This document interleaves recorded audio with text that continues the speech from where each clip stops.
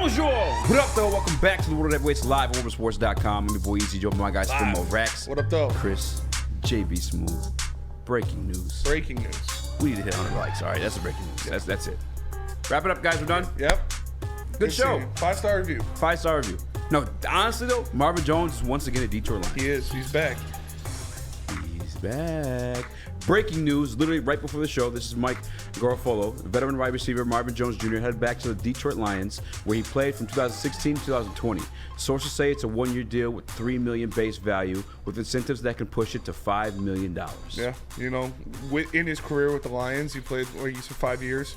67 starts out of 69 games, 4,296 yards, 36 touchdowns. Yeah. He was productive, and he was productive when he went to Cincinnati for a little bit, and he was productive when he went to Jacksonville. So, like, it's impressive to me. You know, he started his career with Cincinnati. Obviously, you know, the things he did there, he kind of made a name for himself. He comes to Detroit, he establishes himself as a good receiver, and then he goes to Jacksonville, and he has success there. And now he's coming back. He's coming home. I'm coming home. He's coming back like Aiden Ross' sister. To Marvin Jones that I'm coming home. It's awesome, man. It's awesome. He's obviously, he was a fan favorite. Very well liked in the community. Very well liked in the locker room. He spent more time here than he did anywhere else in his career, and now he's coming back, running back Turbo. And it's a good, good piece to put on the outside. Obviously, a lot of Detroit fans remember, catches deep passes down the field. Takes the top off the defense with him and Jameson Williams running on the outside. It's going to be pretty scary for some guys. Takes the top off. No Aiden Ross' sister. We needed this type of receiver. They were asked point blank, both Brad Holmes and Dan Campbell, if the DJ Chark role was one they needed to fill. And they did so. Is it a bit of a downgrade from Chark? Yes. Can he still be productive? It feels like he can. Yes. A lot of people want to throw out there, he's 33 years old. Well, no one's throwing that out yet because it's breaking news, but I'm sure it's coming. It's coming. He's semi-productive last year. If you look at what DJ Chark did, if we're being honest with ourselves, was what, 500 yards, if I'm not mistaken, 3 touchdowns, DJ Chark of the year? Guess what Marvin Jones did? 500 yards, 3 touchdowns. So in 10 games. And you get almost close to the same amount of games, too. Yeah, right, 100% right. I mean, he was there to play all 16, but obviously when he started the 10. I mean, this is the bang for your buck. This is Brad Holmes. Doing Brad Holmes' thing, I don't want to actually put that in that class of things. Let's be real about it. I mean, he's a 33-year-old wide receiver on the downside of his career, but he can still produce for you. He can still produce. He can still go out there and make some plays. It's a good grab. Like I said, another good veteran piece to the locker room to add to a young receiving core outside of Josh Reynolds, who was the veteran in there. But you bring in Marvin Jones. He's a guy who can get some things done for you. You get him on a very friendly contract, like you said. It's $3 million, potential to be $5 million. Yeah. And he can go out there and he can produce. So I'm happy with it, man. It's a good signing. It's not like anything I'm like I'm not freaking out over it. But it's a good signing. It was a position to need that outside receiver, and they filled it with a guy that is a familiar face in Detroit. What are you about to say, Chris? My question was going to be, so I think just judging by the fact that the Lions waited to see what was going to happen with Chark before making this move shows that this wasn't Brad Holmes' plan A of attack with the X receiver. So do you think then, though, looking at this contract and how it's structured with $3 million guaranteed, $5 million up in incentives, or up to $5 million including the incentives, do you think that Chark was then offered that $5 that he was offered Carolina? Like, where do you look at looking at this deal compared to what you think Chark would have? I don't know. Been offered? I don't know. You can assume that they offered him that, but he is having to get ankle surgery, so that could be something that made Brad Holmes pull out. I mean, pause, Aiden Ross' sister. And so it is something that might have turned him off to the deal, is knowing that he'd have to get that ankle surgery, and that's what happens, man. It's a business. You went out there and you got a guy who can be productive, who can make things happen. I'm cool with it. Yeah, I think the best way to look at this as Detroit Lions fans is, one, the production from DJ Chark that there's been plenty of debate about is like, what do you truly offer because he wasn't fully available? Well, actually, in 11 games, he gave you 502 yards, 3 touchdowns. You look at Marvin Jones, and on 10 starts, played all 16, but in 10 starts, he gave the Jacksonville Jaguars, who won the playoffs this year, won a playoff game this year, 529 yards and 3 touchdowns. So, I mean, the amount of production that you lost, you technically got right back. And as we know, we did see Marvin Jones here from 2016 to 2020. He's a threat of the deep ball. That was one of his specialties with Matthew Stafford, and it was surprisingly like a lot better than a lot of people want to give it credit for. 36 touchdowns in that amount of time, man. That's nice. It is nice. And we saw them do it week in, week out. I'll never forget the one game. I don't know if it was against the Chargers. It was on Christmas it was on Christmas Eve. They did the Rockette dance in the end zone. He was going stupid that game. Yeah. So Marvin Jones definitely has that ability. I don't know if it's to the same level as DJ Chark when DJ Chark's healthy, but nonetheless, like that role is fulfilled. Now you turn the question to draft.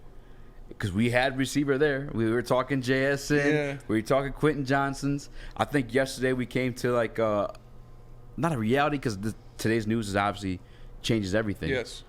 To like there's probably going to be a late round wide receiver. Well, I think this stamps and validates that opinion that this is going to be a late round wide receiver that we see this year's class. Yeah, you see Brad Holmes working. He's filling the holes with veterans on a team that's built from young guys, built from the draft, and then you fill some positions of need with veterans. And looks like, guess what? The gaping hole for the Detroit Lions still is interior defensive line. So they're drafting Jalen Carter, and I don't know, man. you see what Brad Holmes doing. He's going out there, and they still that's not money. That's not making a dent in the money you have left. So there still could be some moves yet to be made by Brad Holmes and the Detroit Lions. I'm cool. Like I said, though, I'm cool with it. I was happy to get Marvin Jones. He's a big body, 6'2" guy you could put out there on the outside. And he will complement the young receivers that the Detroit Lions have very well. And I'm excited to see what he can do in his second stint in Detroit. This guy typically has horrendous takes, but I will give credit where credit's due. Pistons fan in the Woodward Sports chat. Damn, why'd you do him like that? Because we got playful beef and unserious. But Pistons fan in the Woodward Sports chat mentioned that isn't he a University of Cal guy too? And he is. He played there from 2008 to 2011. So maybe a little bit of connection with Jared Goff. Obviously, Jared Goff played well after that. But maybe that's something there. Listen, it's going to be a productive piece. And like I said, I think this validates the opinion we had yesterday that the wide receiver position is going to be addressed later in the draft. And have no fear to the people that I saw a couple comments already in the Woodward Sports chat that they want the 6'4" guy. Well, Marvin Jones is fair. Is 6 foot. What? 6'2". Yeah. You know what I'm saying? Obviously, still take the ball deep, but you still have the draft class. We've been well over the Bryce Wheaton. There's a Rashad guy too. I forget what college he's out of, and then the other dude you're always talking about as well. Like there's some still. Bryce Ford Wheaton. Yeah, well, I said him, but there's another guy too. A.T. Perry. A.T. Perry. Yeah, that's a little bit earlier on though. I can't. I just saw his name. It's Rashid or something like that. I forget what college he goes to, but nonetheless. Like they're still going to address the position, and given Brad Holmes' credentials, you should probably expect a productive piece or something that you could at least have a little bit of faith in. For sure. Because here's the other thing too: is like you don't even have to a productive piece doesn't necessarily mean a guy that's fucking killing it, like all touchdowns, all Pro Bowl stuff like that. Like you could have a guy that's just a red zone threat. Remember Jason Fourier, or it was a Joseph Fourier. Yeah. Like dude never did anything, but in the red zone, he was a threat. Like that was his role. He's a good dancer. He was a good dancer too. So that's very true. But that could be, what Brad Holmes is looking for. And the same thing with the tight end room too. Everyone wants the Detroit Lions national media. I'll correct myself. Some people come around too here in Detroit too, but everyone wants a tight end to be addressed. And I don't necessarily think it's a need. If there was a flyer on Darnell Washington in the second round, I'd definitely take it. As early as the second round, I should say. But I don't think that's necessarily a need. But you have guys that aren't all-star players or all-pro players that just fit a certain role. And that's how football works. It's the ultimate team sport. Yeah. We just need you to fulfill your role. And that's what Marvin Jones does. He's shown it already here in Detroit before that he can fit that role, that he can take the top off the defense, that he can be the home run hitter. And you pair that with Jameson Williams, you pair that with Amon-Ra St. Brown, it's looking pretty good for the Detroit Lions wide receiver position now. Obviously, it looked all right, but now you have that core three, that solidified three of who's going to be your 1, 2, 3 next year when you add Marvin Jones. So I like it. Like I said it a couple times already. I like it. I'm not freaking out about it because he is older. He is in the twilight of his career, but he still is a productive player who can go out there and do some things for you, do some things for the offense, can fill the role that was voided when DJ Chark went to Carolina. So it's a good addition. I'm happy to see him back in Detroit because, like I said, he was a fan favorite. He loved the city. Yeah. Always talked to I'm pretty sure his wife started a business other, here. started a business Nothing here. Bun Cakes. Yeah, Nothing Bun Cakes. Shout out. There's one, I think on 16 Mile or 15 Mile. Yeah. And, so I'm sure he's happy to be back. He posted on Twitter already. He looks excited. So I'm cool with it, man. I'm excited. Now, Brad Holmes can do whatever the fuck he wants That's in what the I was getting draft. ready to say. Like Brad Homelander. Yeah. I can do whatever the fuck I want. There's no limit to him now. Obviously, defensive or interior defensive line is the biggest position in need, but once he drafts Jalen Carter at 6, he can do whatever the hell he wants. Chris, you That's what I was going to say, too. I remember, like, one of the... Wow, my bad. One of the things I was going to say, though, when we lost DJ Chark, I was disappointed in it because, like, now you're kind of like, you got to press the need to draft a receiver. You have to address that. And they confirmed it themselves, too. But as you said, now they don't. Yeah. They don't have to jump on a first receiver in the first round. Yeah. They don't have to jump on JSN. They don't have to jump on Quentin Johnston. Like, this dude was just fucking crazy. This guy is insane. What were you going to say, though, Chris? Yeah, I was going to say, it's funny how it seems like it's all circling back. Remember when the draft process was first starting and Spencer was adamant, Easy, you were a little less adamant, but we were all kind of in agreement that at least 3 of your first 4 picks need to be defensive players. Yeah. And then we got to that point where we're like, okay, maybe a Bijan Robinson, maybe a quarterback, who knows, whatever. And then Brad Holmes has done such a great job in free agency filling up the defense that we're like, okay, we can go offense. And then now it's like he filled up the offense too, and it's like now it's like we're kind of back to we can go all defense again. We don't necessarily have to, like you guys said, we can do whatever. Brad Holmes can do whatever he wants at this point, but it's funny how it kind of circled all back because to me, I think you now go like 3 to 4 of your first 4 picks being defensive players. Build that cornerback room again, like Spencer said. Address the interior defensive line and maybe something else. But you can do whatever you want now. It's crazy. And you put it perfectly. Actually, he addressed the offense too because you lost Jamal Williams. Address that with David Montgomery, which is, in my opinion, is an upgrade at the position. Let me upgrade you. I say it every show, but I just want to remind everybody else, there might be some new people tuning in, the 4th most broken tackle since being drafted. And that's with the shitty Chicago Bears. Like, he has a great offensive... Jamal Williams is a backup running back at 1,000 yards and broke Barry Sanders' record behind this offensive line. Yes. What the fuck do you think David Montgomery is going to do? And it's going to be better next year because now you have stability at the right guard spot. Whether it's Big V or Graham Glasgow. Yep.